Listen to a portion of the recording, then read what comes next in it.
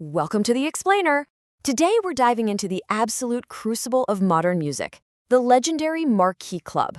Get ready, because we're taking a fascinating journey into a place that literally changed the world. So let's dive right into this. Was a sweaty, sticky-floored London basement really the world's greatest music venue?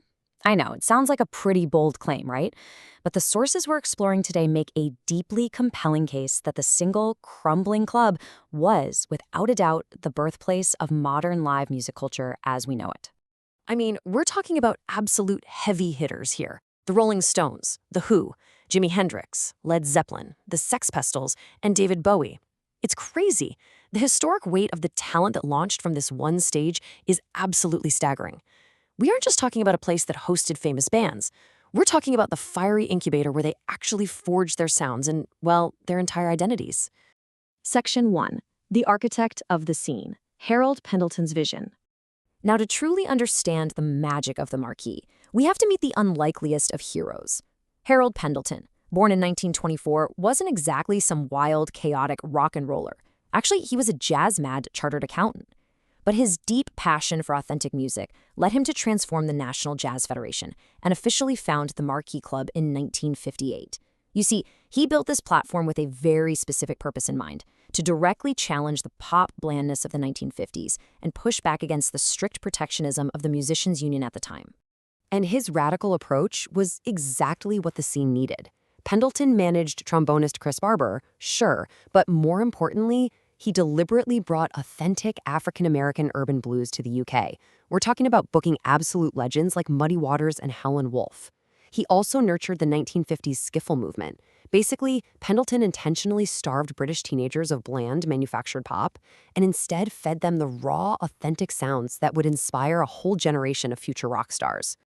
But as you can imagine, managing these emerging rock pioneers wasn't exactly a refined, quiet desk job.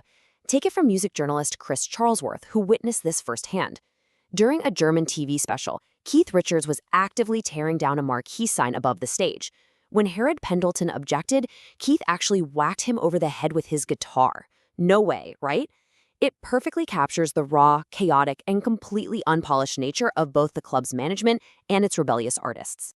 Section 2. Wardour Street's Sweaty Magic, the Vibe and the Venues. The physical, sensory experience of this club was honestly just as impactful on the music as the artists themselves. The Marquee originally opened in 1958 at 165 Oxford Street as a jazz club, but the classic era, the real, undeniable magic, happened when it moved in 1964 to 90 Wardour Street in Soho. This was its home right through the legendary R&B and rock explosion. Later in 1988, it moved to Charing Cross Road and eventually closed for good in 2006 after a few other brief relocations. But when we talk about the Marquee legend today, we are firmly anchored to those Wardour Street years.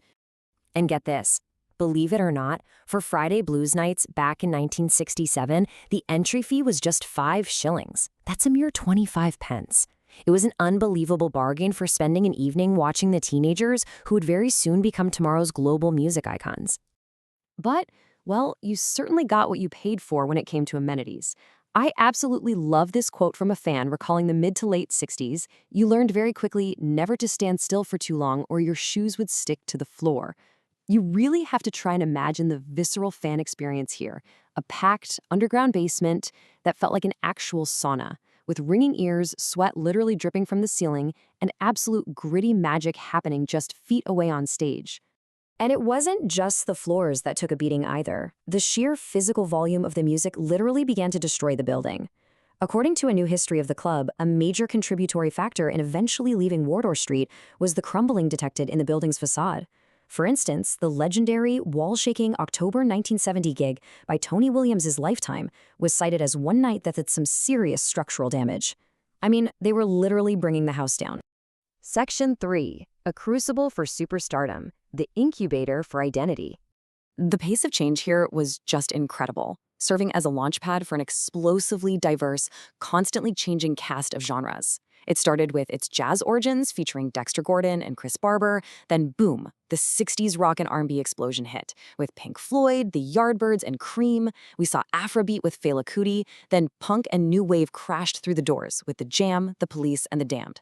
It even hosted 80s rock titans like REM and Guns N' Roses. It was an absolute revolving door of future superstardom. Section 4. Case study, David Bowie, from Davy Jones to Ziggy Stardust. Now, what's really interesting here is that to see this incubator in action, we just have to trace David Bowie's chronological growth at the club. He made his debut there in November 1965 with a band called The Lower Third, playing R&B covers. By April 1966, he secured the weekly Sunday afternoon Showboat residency with his band The Buzz, developing a dedicated following. In April 1967, he enters his early solo pop phase, using the stage for real theatrical experimentation. And finally, skipping ahead to October 1973, he returns to record the 1980 floor show for U.S. television. He used this very stage to transition, step by step, from a local Soho mod into an international theatrical icon. This brilliantly illustrates the club's transformative power. Back in 1965, he was the mod apprentice, billed as Davy Jones, playing R&B covers and clearly searching for an identity. But by 1973, he's the theatrical star. Elaborate costumes, visual storytelling, a fully realized, confident global superstar. The Marquee Club provided the professional stage and the competitive environment he needed to make that massive artistic leap. The absolutely crucial point about that 1973 return is that the 1980 floor show wasn't just a regular concert.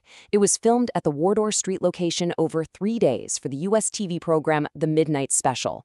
It featured tracks like 1984/Dodo and The Gene Genie, and boasted guest appearances by Marianne Faithfull and the Trogs.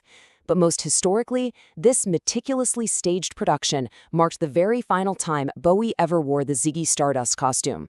It was the grand finale of an era, hosted right where his journey really started. Section 5. The end of an era, the Marquee's lasting legacy.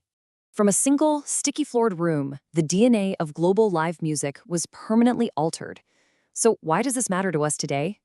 Because when you look at massive global stadium rock, when you look at the towering legends of music spanning decades, their roots tie directly back to this tiny, sweaty room. Pendleton created a space that allowed musicians the ultimate freedom to experiment, to be loud, and to find their true sound in front of an audience that was hungry for something real. Which leads us to a final, provocative thought. If the Marquee Club incubated the greatest musical movements of the 20th century, where is tomorrow's musical revolution being brewed today? Is there a sticky-floored basement out there right now, incubating the next David Bowie or Jimi Hendrix? Thank you so much for joining me on this explainer. Keep seeking out great music, and I'll catch you next time.